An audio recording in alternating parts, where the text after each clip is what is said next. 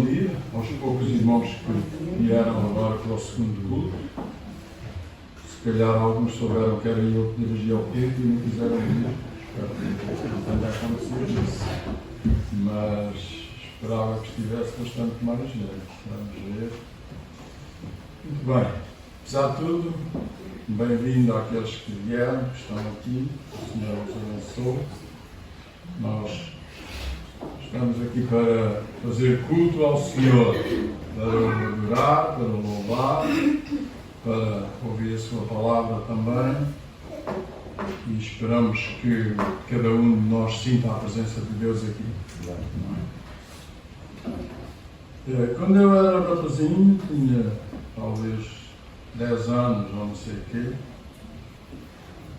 eu frequentava uma congregação nas Casas Novas, na freguesia de São Martinho do Bispo, lá numa casa de oração que estava mesmo encostadinha à capela dos católicos. Mesmo encostadinha.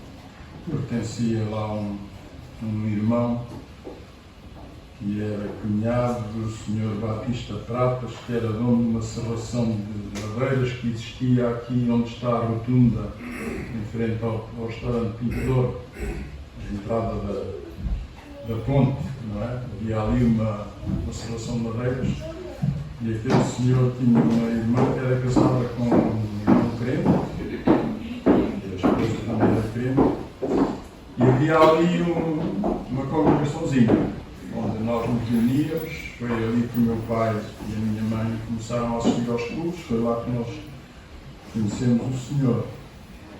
E estava a lembrar-me disto e eu recordei uma velhinha que havia lá, uma mulher extraordinária, uma senhora alta, já bastante velhinha. E ela cantava um coro muito interessante, um coro bonito, e cantava com uma convicção e com uma devoção que nos deixava emocionados. Com uma voz de cana rachada, ela cantava mesmo mal. Cantava afinado, mas com uma voz feia, digamos, mas com devoção. E nós sentíamos ali a presença do Senhor. E eu gostava que nós cantássemos este corinho que ela cantava ali, já há 60 anos ou mais. Este corinho que era uma paixão dela. Normalmente em cada culto ela cantava aquele corinho. É o número 650 dos nossos finais. Faz favor de ler lá. 650. Vamos cantar este hino, vamos ficar de pé para cantar este corinho, para louvar o Senhor. E pense nas palavras que estão escritas ali. Espero que estão lá escritas. Estão. 650.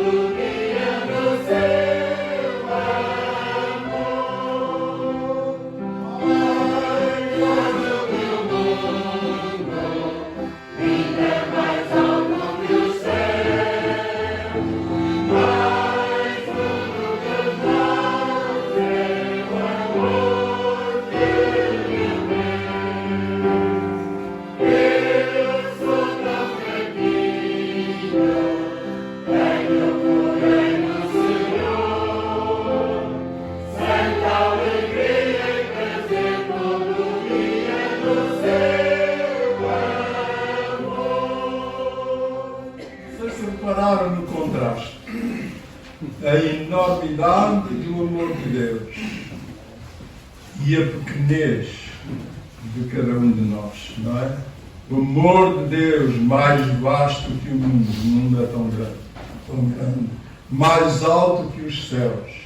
Nós não sabemos a altura dos céus, a gente vê ali assim o teto azul e parece que é já ali, mas aquilo é ilusório, é um erro da nossa visão, porque não tem limite, é uma infinidade. E o amor de Deus é mais alto que os céus, mais fundo que os mares. Lá na profundidade dos mares, nenhum ser pode ir, a não ser que vá dentro de um submarino, de uma cápsula, uma coisa qualquer, porque a pressão mata o indivíduo. O amor de Deus é assim. E a nossa pequenez. Sou tão fraquinho, mas tenho no Senhor santa alegria e prazer todo dia no amor de Deus. Porque compreendemos que o amor de Deus é tão grande que fez aquilo que nenhum pai faria, não é? Nós não daríamos um filho nosso, porque deu em favor dos inimigos, daqueles que não o quiseram, que o rejeitaram, que o mataram. Mas Deus amou esses, amou-nos a nós também. Glória seja dada ao seu nome. O amor de Deus é tão grande, tão infinito. Mais uma vez.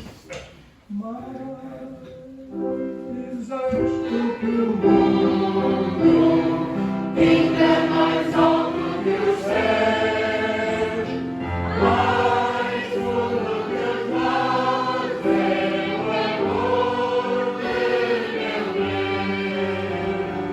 Eu sou tão fraquinho, tenho moreno Senhor, santa alegria e prazer todo dia no céu.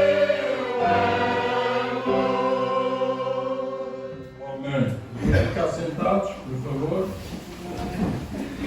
Nós vamos orar ao Senhor. Temos algumas pessoas necessitadas da nossa oração. Nós acreditamos no poder da oração, não é? Se orarmos ao Senhor, Ele de alguma maneira nos vem ajudar. A irmã Sãozita está, acho que, a melhorar. Sim, está a melhorar, já faz o café se calhar, ou não faz o café. Ainda não faz o café.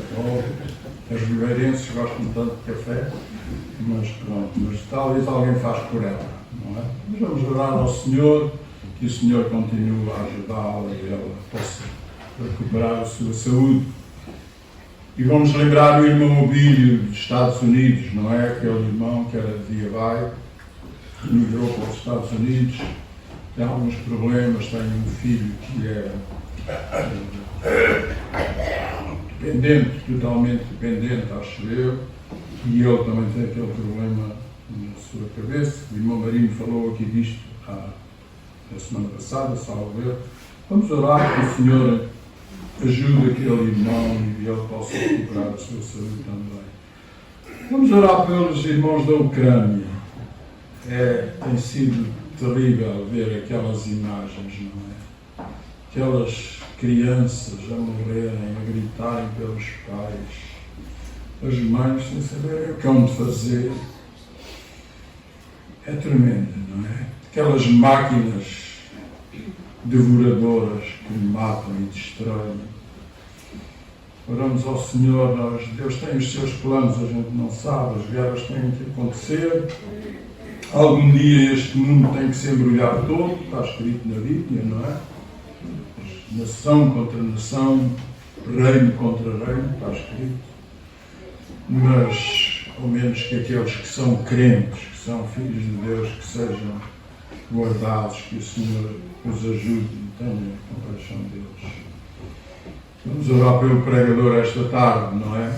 Também o Senhor possa abençoá-lo, ajudá-lo, inspirá-lo e que a sua palavra, a palavra de Deus, nos toque, porque essa é a parte principal do culto.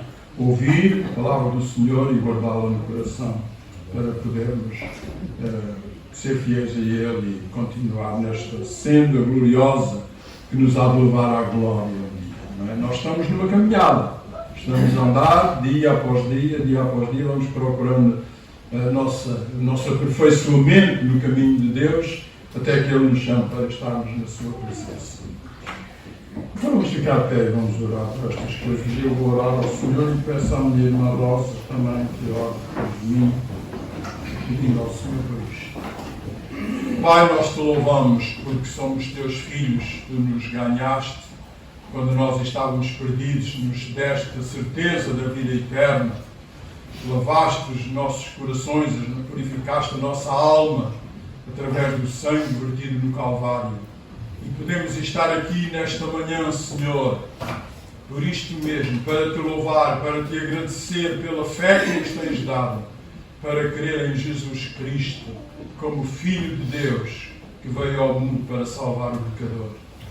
E também queremos fazer o que Jesus nos mandou: ir por todo o mundo, pregar o Evangelho a toda a criatura, para que aquele que crer seja salvo e o que não crer seja condenado. Queremos anunciar a Tua palavra, Senhor. Queremos que ela penetre nos nossos corações, nos infunda temor diante de Ti. E para aqueles que ainda não tiveram real encontro contigo, Senhor, que os leve a acreditar que Jesus é o Salvador e não há outro além dele. Pedimos também por estes irmãos, a irmã Sãozita, na sua recuperação, que Tu a ajudes, Tu continues com ela, Senhor, a recuperá-la. E o irmão Abílio lá nos Estados Unidos, toca naquele irmão, Senhor, com a Tua mão. Se Tu tocares nele, certamente ele será curado. E nós acreditamos que Tu ainda tens poder para fazer isto. Pedimos por aqueles irmãos na Ucrânia. Oh Deus, ajuda aqueles desgraçados que estão sofrendo aqueles horrores terríveis. Deus, guarda aqueles que são Teus e encoraja-os para que eles fiquem fiéis a Ti e não duvidem da fé que há em Cristo Jesus. Pedimos pelo pregador desta tarde, ou desta manhã, que Tu também o unges com o óleo do Espírito Santo, para que a Tua palavra nos toque, Senhor, porque a Tua palavra é lâmpada para os nossos pés e luz para o nosso caminho. Ela ilumina o caminho por onde andamos, se nós formos fiéis a Ti. Ajuda-nos, pois, Senhor, e dá-nos a Tua paz neste dia. No bendito nome de Jesus nós te pedimos.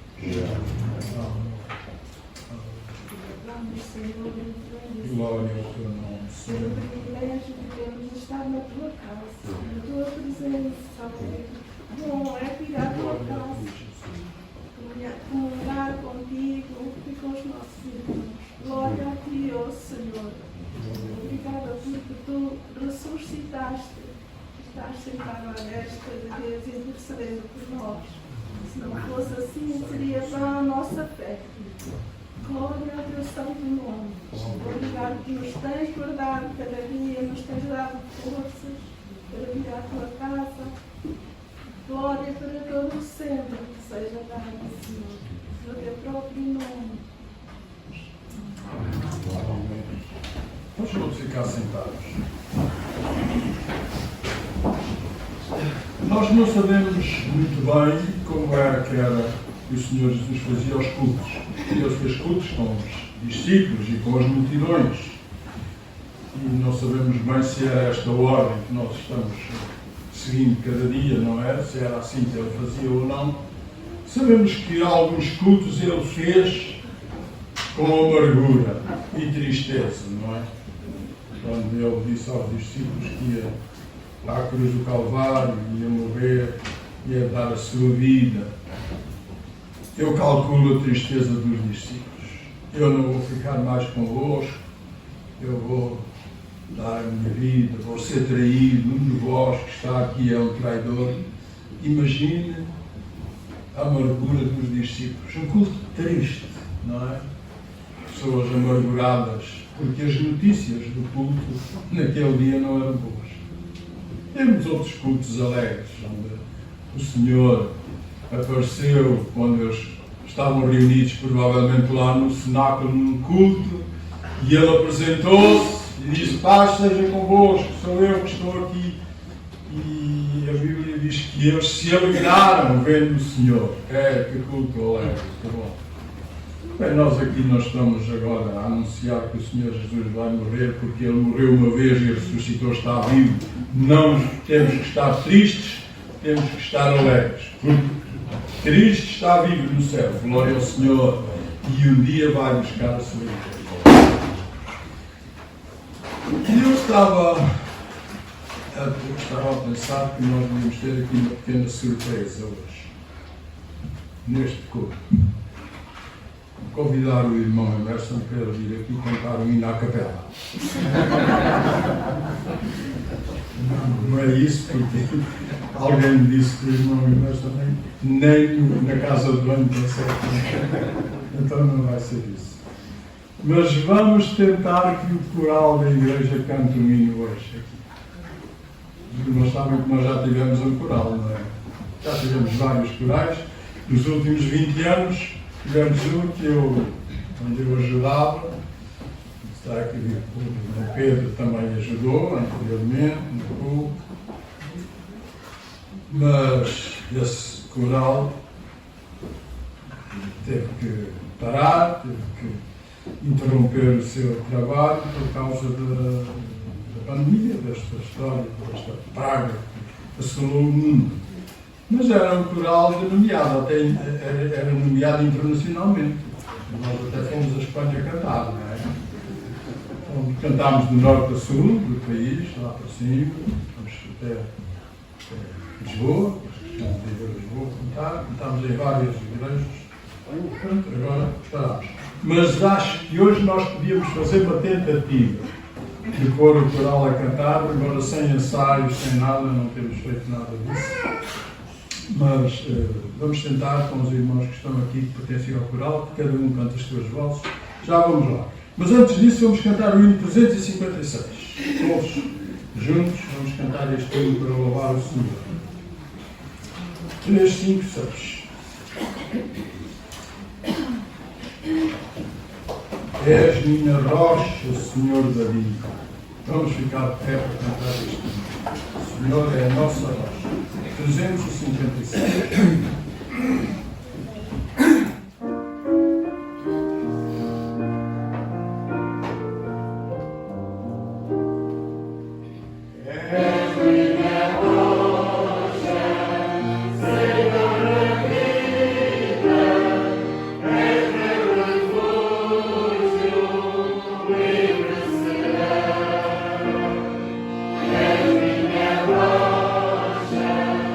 Ave Maria.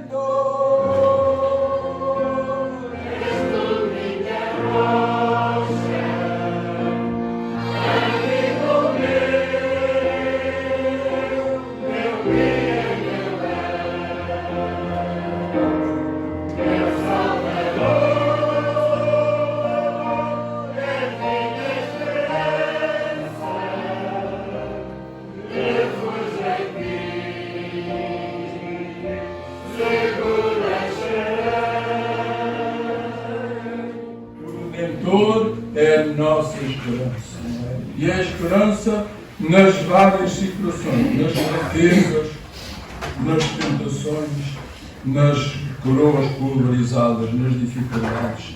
Ele é a nossa rocha. Às vezes parece que Deus está lá tão longe, não aparece, não acontece nada, mas no momento oportuno Ele vem e nosso auxílio. Ele é a nossa rocha. Glória ao Senhor.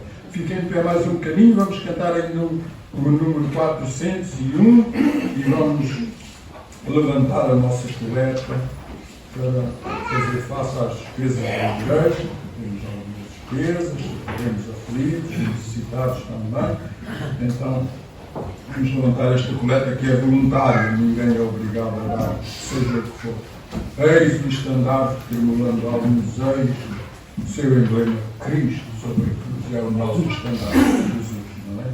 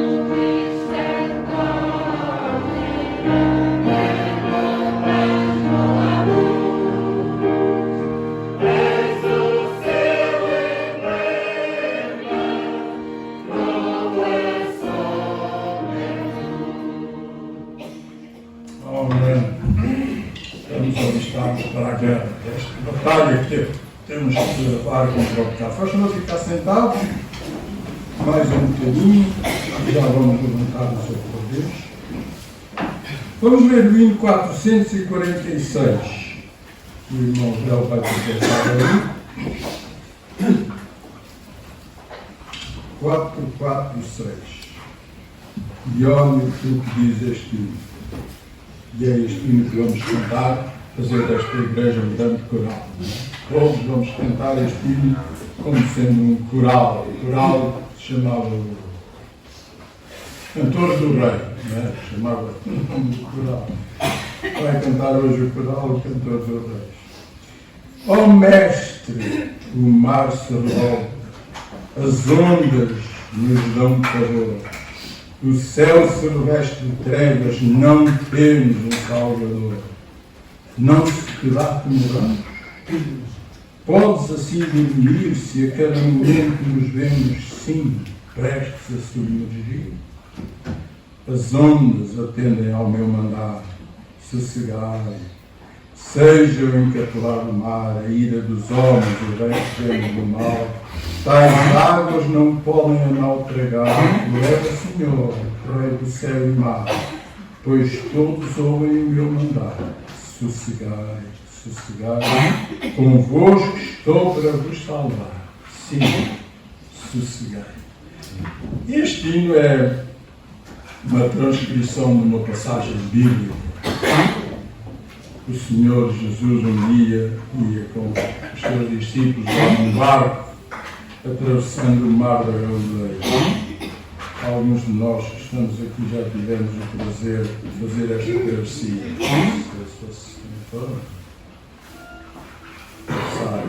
Parámos lá no meio do mar e orámos ao Senhor a imitar um pouco o que Jesus fez. Mas o que sucedeu naquela altura, quando não sucedeu, o mar estava sossegado, estava calmo, não houve nenhum problema, mas naquela altura, uma passagem que inspirou este irmão que escreveu este hino, o mar ficou revoltado, ficaram as ondas muito altas e disseram-nos lá que havia dias, quando sopravam o vento as ondas chegavam a fazer 7 metros de altura. Talvez era um destes dias. E o barco aos saltos, cavalgando sobre as ondas. E os homens a remar, os discípulos a tentar que o barco chegasse ao outro lado. E não conseguiram. E alguém se terá lembrado: mas Jesus, mestre, vai neste barco. Vamos lá ver onde é que ele estará. Porque não havia ali. Mas alguém, talvez, não sei se Pedro, ele era assim um bocado atrevido, eu gosto de Pedro, talvez foi lá e descobriu Jesus lá no porão e estava a dormir, Jesus dormindo. Foi lá: mestre, não se dá que nós vamos morrer? Este barco vai para o fundo, você vai também. Não faz nada, não será possível dar um jeito a isto. Talvez o Senhor Jesus levantou-se e esfregou os olhos. Está mal. Sossegai, que as ondas atendem ao meu mandar. Eu vou lá e vou tratar isso. E lá foi acima do barco e mandou o vento aquietar-se, as ondas sossegarem. E diz a Bíblia que o barco chegou ao lugar para Deus queria ir. Nós estamos a atravessar um tempo de ondas bravas. O mar está a ficar com ondas empoladas. Ventos fortes, terríveis estão a soprar. Há um homem lá para o norte que está disposto a carregar um botão e se calhar faz a Europa desaparecer. O outro lado diz: mas eu também tenho aqui um botão ou dois e também posso fazer a mesma coisa. E vivemos neste mar encapelado, não sabemos o que vai ser. Mas Jesus vai connosco, está connosco, está no nosso barco.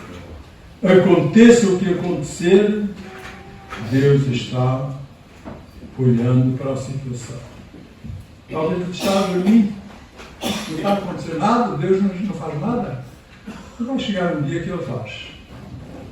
E nós, na nossa vida, tantas vezes temos ondas bravias, não é? Mesmo na nossa vida secular, no dia a dia, levantam-se dificuldades de várias ordem, no emprego, em casa, com a família. Mas se Jesus estiver na nossa vida, se Ele estiver no nosso coração, Ele acalma a tempestade. E nós conseguimos cavalgar sobre a tempestade. O mar vai sossegar na primeira altura e nós vamos vencer nesta batalha que temos que travar. Muito bem, quem vai pregar é o irmão Anderson, não sou eu. Vamos cantar o hino e vou lembrar aos irmãos do coral que estão aqui, são muitos, infelizmente, são poucos, mas pronto, os da segunda voz cantam a segunda voz, os da terceira voz cantam a terceira voz, e os da quarta voz cantam a quarta voz, estão ali poucos, aqui mais um. Vamos procurar que o coral cante, juntamente com os irmãos da igreja, não é? E é assim, quando nós entramos no coro, diz: as ondas atendem ao meu mandar, sossegai. Aquele sossegai é um pianinho. Eu vou dar-vos aqui o sinal. Se os irmãos olharem para mim, não olhem assim muito tempo que eu posso ficar acorado, não é? Mas tentem, eu vou dar-vos o sinal para fazer o sossegai, depois vai subindo, terra e mar, então é lá em cima. Vamos procurar cantar bem para o Senhor e pense nas palavras que estão lá. Mestre, o mar Senhor, está tudo embrulhado, isto está complicado. Sossegai, disse o Senhor, sossegai, eu vou resolver o problema. Jesus vai resolver os nossos problemas quando clamamos a Ele. Bendito seja o Senhor. Faz favor, as entradas. Primeira voz, segunda voz, terceira voz, quarta voz. Sim,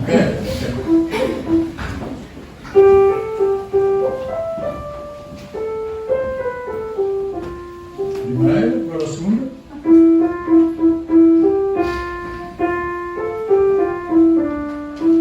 A terceira. E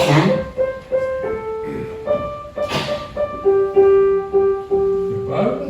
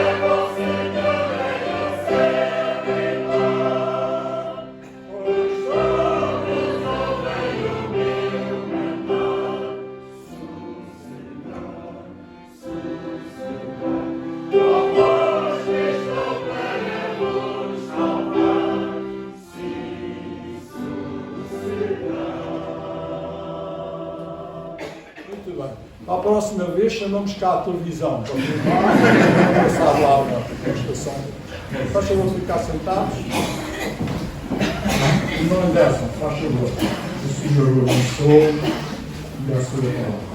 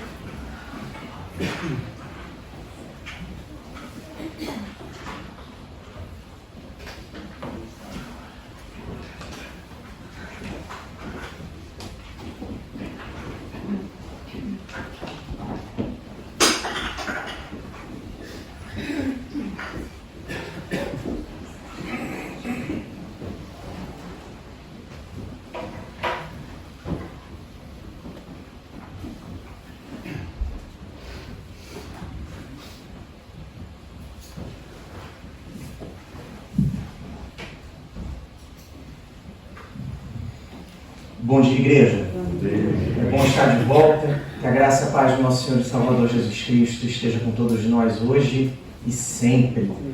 Deixa eu falar uma coisa rápida sobre o nosso coro improvisado que funcionou muito bem, né? A igreja é a única instituição que sobreviveu ao mundo antigo. Sobrevive, passou a idade moderna, passou a idade contemporânea, experimentou a idade média e ela vai continuar para sempre. E a grande capacidade que Deus dá à igreja é que ela se adapte. Não funcionou bem o coro? Não dá para voltar? A igreja é capaz de tudo porque Deus é que cuida da igreja. Deus é que abençoa. Ele é o Senhor da igreja, não somos nós. Por isso que a igreja funciona e vai funcionar bem eternamente, porque ela é do Senhor, não é nossa. Bom, eu não vou cantar, porque infelizmente declinar o convite que me foi feito, por razões óbvias, que senão o Senhor vai mandar fogo do céu e melhor não, vai me consumir aqui.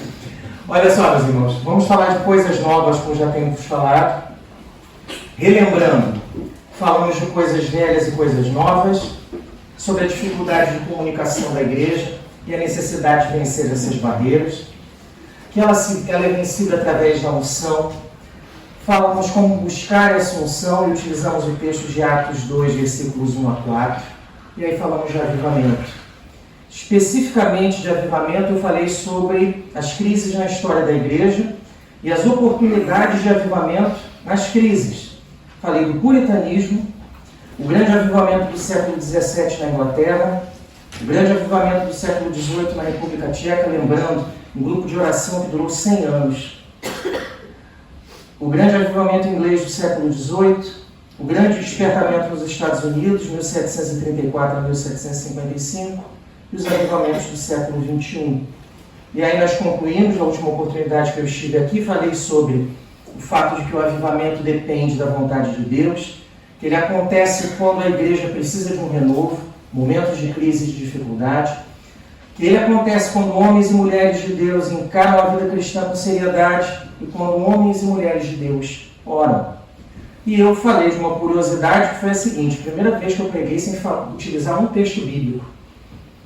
Foi a última vez que eu falei sobre esse tema. E agora eu vou falar sobre avivamento bíblico. Faço questão de utilizar 2 textos. Mas antes de falar sobre isso, eu quero pensar, o irmão, te levar uma reflexão com relação ao seguinte. Alguns entendem que avivamento é mudança de igreja. Eu mudo de um estilo tradicional para um estilo mais fervoroso ou mais animado. Não é avivamento isso, tá? Isso não é avivamento. Avivamento não é mudança de estilo de igreja. Segunda coisa, outros entendem que um avivamento bíblico é mudar o volume. Se eu aumento o volume e começo a falar... Não é isso. Não é. Avivamento bíblico não é isso. Tá? Avivamento bíblico não é gritaria, também não é. Ah, então, sumiu aqui, meu? Não, Deus não vai sabotar aí? Espera aí. Não, falei da gritaria e sumiu. Agora eu vou. Olha só. Outros entendem que é algo relacionado ao louvor. Se eu mudo a música, se a música ficar mais animada, pode ser que isso produza algum avivamento. Também não é uma música. E outros entendem que é o púlpito. Se eu altero o púlpito, eventualmente a coisa melhora, modifica, a mensagem se altera. Também não é isso. O que é o avivamento bíblico, então? O que a Bíblia diz sobre avivamento? A Bíblia diz sobre avivamento que está lá, em Atos 1 e 2. As características de uma igreja viva estão presentes na Escritura. A igreja diz como a igreja é viva, de que forma a igreja funciona, como ela pode melhorar, quais são os alvos que Jesus coloca para nós. Isso é muito além de qualquer experiência pessoal que eu possa ter, um entendimento do que eu acho que é certo e errado na igreja. E eu quero partilhar com vocês 5 características de uma igreja viva, que a Escritura traz para nós, de como uma igreja se comporta de maneira viva, como ela vive essa vida cristã na prática, como Deus renova a igreja. E eu vou usar os textos lá de Atos, o capítulos 1 e 2, algumas porções do texto. Mas antes de falar sobre esse primeiro tema aqui, sobre a primeira das 5 lições, eu quero orar com você. Vamos orar. Senhor, somos gratos, Pai, pelo culto de ceia, pelo culto agora, Senhor, de louvor e adoração a Ti, pelos cânticos, pela participação do coro, ainda que não na forma que estávamos habituados. E Te agradecemos em especial porque antes de chegarmos aqui o Senhor já estava. Não aqui habitando o local, mas dentro do nosso coração, o Senhor sempre está. E o que pedimos, Pai, mais uma vez, é que o Senhor direcione a palavra para que ela nos ensine. Que o Senhor possa falar aos nossos corações através do Teu Espírito, para que a Tua graça, a Tua unção e a Tua vida inunde a igreja. E isso produza diferença na nossa casa, na nossa vida, na nossa família, no nosso caráter, no nosso comportamento como cristãos. Isso encha de vida a nossa igreja e produza, Pai, a mudança que tanto precisamos. Faz assim na nossa vida, Pai, na nossa igreja, em nome de Jesus. Amém. 5 características, então. A primeira, uma igreja viva, ela se relaciona com Jesus e ouve as suas palavras. Uma igreja viva, ela se relaciona com Jesus e ouve as suas palavras. Atos, capítulo 1, versículos 1 a 5. Eu vou ler na edição Almeida, Revista Atualizada. Olha o que está escrito aqui. Introdução do livro de Atos. Lucas escreve o seguinte: escrevi o primeiro livro, ó Teófilo, relatando todas as coisas que Jesus começou a fazer e ensinar, até ao dia em que, depois de haver dado o mandamento por intermédio do Espírito Santo aos apóstolos que escolhera, foi elevado às alturas. Versículo 3. A estes também, depois de ter padecido, o que Jesus fez? Se apresentou vivo, com muitas provas incontestáveis, aparecendo-lhes durante 40 dias e falando das coisas concernentes ao reino de Deus. Você viu que são igrejas que se relacionam com Jesus? Jesus aparece vivo, dá provas, conversa com eles, fala, se faz ouvir, vem para perto. É uma igreja que se relaciona com Cristo. Aí você fala assim, eu não entendi esse relacionamento bem, não. Vou melhorar aqui, ó. Aí ficou a parte até boa, olha que beleza. Vamos almoçar com Jesus. E comendo com eles. Olha o relacionamento aqui. E comendo com eles, determinou-lhes que não se ausentassem de Jerusalém, mas que esperassem a promessa do Pai, a qual disse ele, de mim ouvistes. Porque João, na verdade, batizou com água, mas vós sereis batizados com o Espírito Santo, não muito depois desses dias. Como é se relacionar com Jesus e ouvir suas palavras? Bom, para os discípulos é simples. Jesus apareceu, eles viram Jesus fisicamente, tanto antes da ressurreição, como depois da ressurreição, com o corpo já glorificado. Jesus come com eles, se manifesta a eles em diversas oportunidades. Para eles é simples, e para nós? Como é que eu vivo? Como é que eu me relaciono com Jesus? Como é que eu ouço o que Jesus fala para mim? Acho que o grande passo do relacionamento cristão com Deus é a questão da intimidade. Se eu me aproximo de Deus e o busco, fica muito mais fácil eu entender quem Deus é e o que Ele quer de mim. Só que nós nos relacionamos, e eu vou me incluir nesse grupo, nós nos relacionamos muitas vezes com Cristo como se Ele fosse um amigo distante.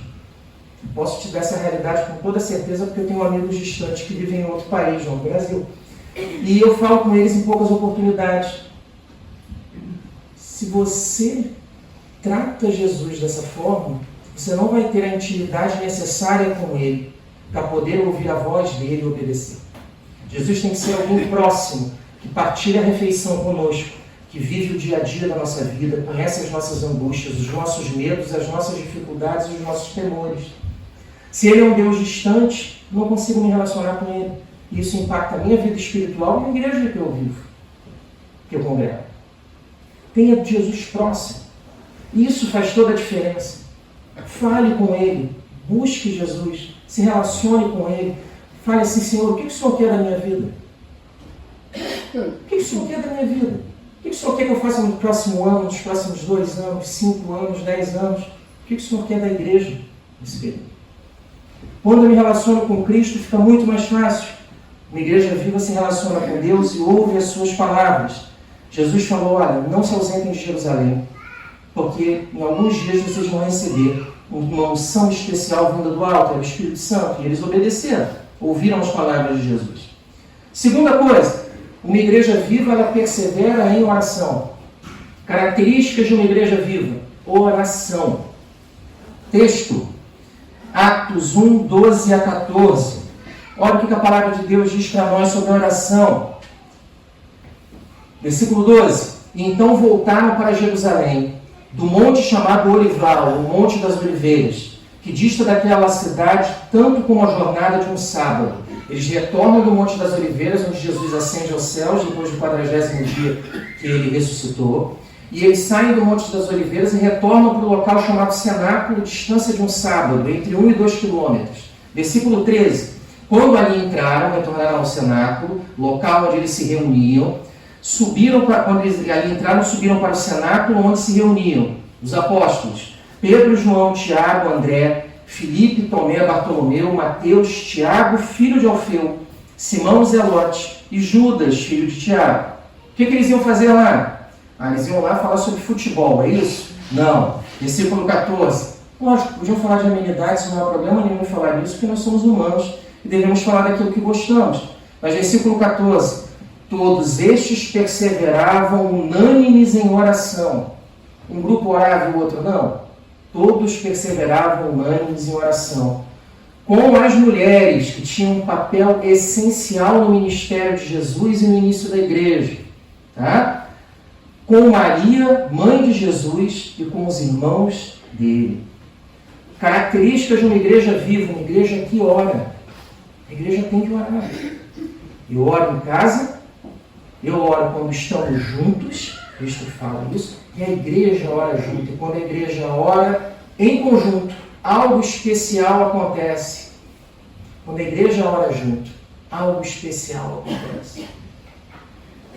Jesus falou que 2 ou 3 reunidos em nome dele, ele já estaria presente, não falou? Imagina quando é muita gente, como é que ele está presente então. A igreja precisa orar mais. É oração individual, é oração em conjunto. E eles oravam, eles perseveravam em oração. E essa é uma característica da igreja primitiva, da igreja viva. E nós precisamos ter essa característica também. Terceira característica de uma igreja viva: ela obedece a Jesus e está cheia do Espírito Santo. Ela obedece a Jesus e está cheia do Espírito Santo. Atos, capítulo 2, versículos 1 a 4. Olha lá, igreja. Obedeceu. Ao cumprir-se o dia de Pentecostes, 50º dia após a morte de Jesus, estavam todos reunidos no mesmo lugar. Eles estavam fazendo o quê? Primeiro, oravam, partilhavam do pão. Tudo que a igreja fazia naquele período, aquela comunhão. Além disso, eles estão ali juntos, que eles obedecem a Jesus. Jesus diz: olha, não se ausentem de Jerusalém. Aguardem até o momento que eu vou dar um sinal para que a igreja comece o trabalho dela de maneira expansiva. Que sinal é esse? A descida do Espírito Santo. Versículo 2. De repente veio do céu um som, como de um vento impetuoso, e encheu toda a casa onde estavam assentados. E apareceram distribuídas entre eles línguas como de fogo, e pousou uma sobre cada um deles. Todos ficaram cheios do Espírito Santo e passaram a falar em outras línguas, segundo o Espírito lhes concedia que falassem. Primeiro, a igreja obedece. Ela aguarda aquilo que Jesus disse. Aguarda a unção do alto. Segundo, é uma igreja cheia do Espírito Santo. Nós obedecemos Jesus? Vou até me esconder aqui, ó. Fico aqui escondido aqui, eu falo aqui, ninguém me vê. Ó. A igreja viva é uma igreja que obedece a Jesus. Passa por aí o problema. Nossa dificuldade em obedecer.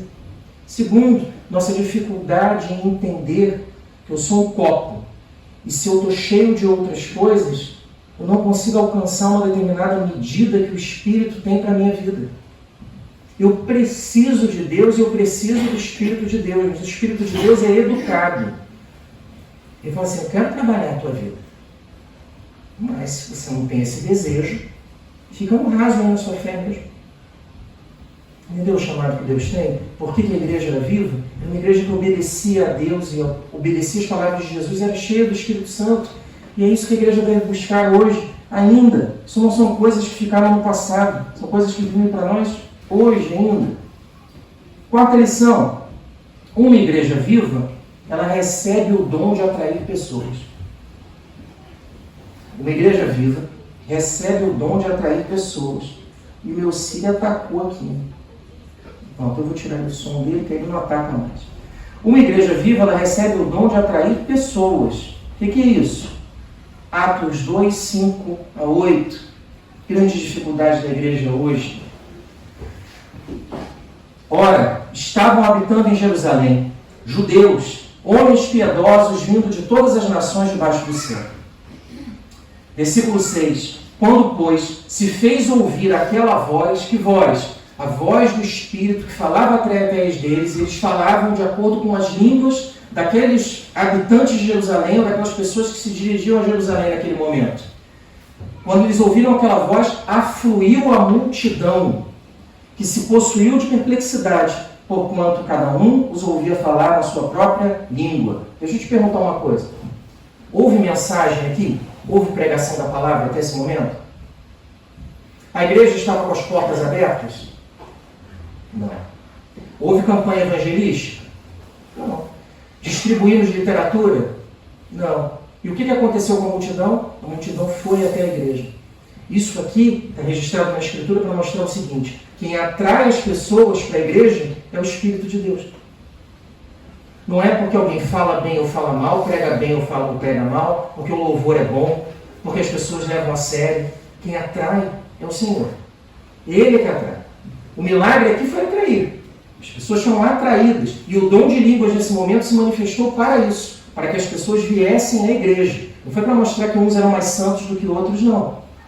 Uma igreja viva, ela recebe o dom de atrair pessoas. Olha aqui o versículo 7. Estavam, pois, atônitos, se admiravam, dizendo: vede, não são porventura galileus todos esses que aí estão falando? E como os ouvimos falar, cada um em nossa própria língua materna? Um grupo de ignorantes passa a falar várias línguas. Um grupo de ignorantes mesmo, tá? Passa a falar em várias línguas. Pessoas que não tinham condições e nem oratória para falar das coisas de Deus, mas foram usados por Deus de uma maneira que nenhum homem, nenhuma mulher na história da igreja conseguiu fazer. Porque eles levaram as coisas de Deus a sério. Obedeceram a Jesus. Clamaram para que recebessem as ferramentas necessárias para que a igreja passasse a funcionar bem. E eles conseguiram. Uma igreja viva, ela tem o dom de atrair pessoas. Não se esqueça disso. E quinta e última lição, eu nem acredito que eu consegui terminar dentro do tempo, porque eu já estava desesperado ali. Glória a Deus. Quinta e última lição. Uma igreja viva, ela prega a palavra aos que não a conhecem. Ela evangeliza. Uma igreja viva evangeliza. Olha aqui, ó. Atos 2, 14 a 21, e eu vou usar o texto de Joel 2, 28 a 32, que está transcrito nessa passagem aqui. Uma igreja viva, ela evangeliza. O Espírito cai sobre a igreja, é derramado. Várias pessoas se dirigem ao local onde eles estão falando em línguas para atrair as pessoas.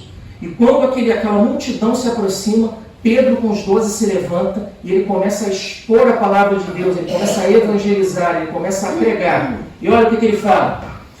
Então se levantou Pedro com os 11 e, erguendo a voz, advertiu-os nestes termos: varões judeus e todos os habitantes de Jerusalém, tomai conhecimento disto e atentai nas minhas palavras.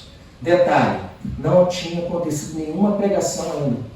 E a igreja já estava cheia. Gostou dessa? Vamos lá, 15. Estes homens não estão embriagados, como vindes pensando, sendo esta a terceira hora do dia, 9 horas da manhã. No nosso calendário atual, no nosso relógio atual. 9 horas da manhã, para alguém estar embriagado, é porque realmente ele está muito animado. Não é o caso aqui. E aí, versículo 16. Mas o que ocorre é o que foi dito por intermédio do profeta Joel. Pedro faz a primeira pregação bíblica, primeira pregação da história da igreja, no Novo Testamento, já começa com exposição bíblica. Ele cita o texto de Joel, aquele texto que eu falei aqui, que é o texto de 2, 28 a 32. É esse que ele começa a citar aqui a partir do 17. E aí ele diz o seguinte, ele prega, expõe a palavra de forma expositiva, no contexto, com o objetivo de evangelizar. E acontecerá nos últimos dias, diz o Senhor, que derramarei do meu espírito sobre toda a carne. Ele explica o que aconteceu. Vossos filhos e vossas filhas profetizarão, vossos jovens terão visões e sonharão vossos velhos. Até sobre os meus servos e sobre as minhas servas derramarei do meu espírito naqueles dias, e profetizarão. Mostrarei prodígios em cima do céu e sinais embaixo na terra, sangue, fogo e vapor de fumaça. O sol se converterá em trevas e a lua em sangue, antes que venha o grande e glorioso dia do Senhor. E acontecerá que todo aquele que invocar o nome do Senhor será salvo. Ele explica quem Jesus é, ele explica o que acontece, e ele explica a razão pela qual precisamos de Deus. Todo aquele que invocar o nome do Senhor será salvo. Próxima oportunidade que eu tiver aqui, eu vou dar um pouquinho mais de ênfase nessa questão dessa mensagem que foi passada aqui, dos resultados dela. Mas por hora, eu quero falar e te relembrar é que uma igreja viva, ela prega palavras que não a conhecem. Quem não conhecem a palavra, ela evangeliza. Vou te passar aqui então, vamos para a conclusão. Ainda está muito tempo, primeira conclusão. Uma igreja viva, características de uma igreja viva, que vive o Evangelho.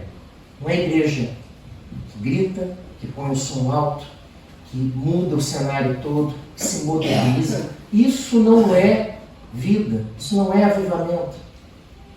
Avivamento é características de uma igreja viva. Uma igreja viva, ela se relaciona com Jesus e ouve as suas palavras. Como é que está o nosso relacionamento com Jesus? Você tem ouvido o que ele fala? E ele fala muito, o tempo todo na nossa vida. Segunda característica de uma igreja viva, ela persevera em oração. Como é que está a tua vida de oração? Terceira, uma igreja viva, ela obedece a Jesus e está cheia do Espírito Santo. Você obedece a Jesus? Você tem cuidado da sua vida espiritual? O que você assiste? O que você lê? O que você pensa? O que você ama? Quarta coisa, uma igreja viva, ela recebe o dom de atrair pessoas. Quem traz as pessoas para a igreja é Cristo. Mas a igreja precisa cooperar. Mas quem traz as pessoas para a igreja é Cristo. Quem converte é Cristo. Quem cura é Cristo. Quem liberta é Cristo. Mas a igreja é colaboradora na divulgação do Evangelho. Quinta e última característica dessa igreja viva. Uma igreja viva prega palavras que não a conhecem. Ela é uma igreja que tem como característica a evangelização. Você não entendeu nada, esqueceu o que eu falei, está com sono, está com vontade de ir embora, quer almoçar? Lembra de algumas coisas aqui de palavras-chave para a igreja viva. Relacionar-se com Deus, ouvir Deus, oração, obediência, direção do Espírito Santo e evangelho e evangelização. Igreja não é volume alto, nem novidade. Igreja é fazer a mesma coisa que se fazia no século I, se faz hoje, vai se fazer para sempre, só que com seriedade. Que Deus nos abençoe, meus irmãos, que Deus cuide da igreja, cuide do nosso coração e da nossa vida, em nome de Jesus. Amém.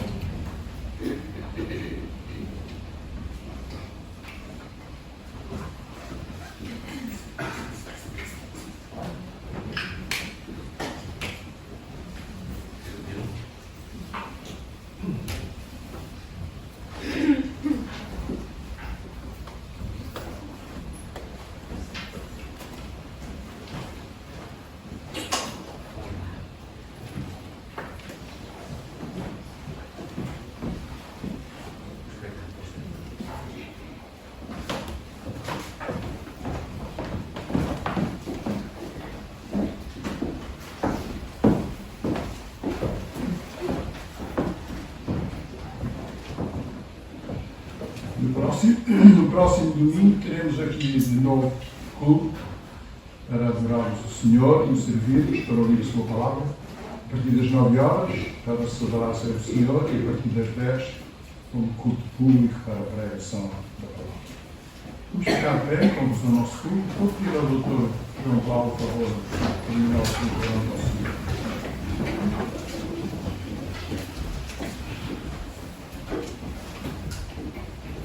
Agradecemos por estar mais uma vez na tua casa, louvamos pelas verdades pequenas de sermos teus, de sermos teu povo. Nós te louvamos por isso, vai tudo que nós mereçamos, que nos buscaste, nos mostraste aquilo que éramos, nos convenceste do pecado, da justiça e do juízo.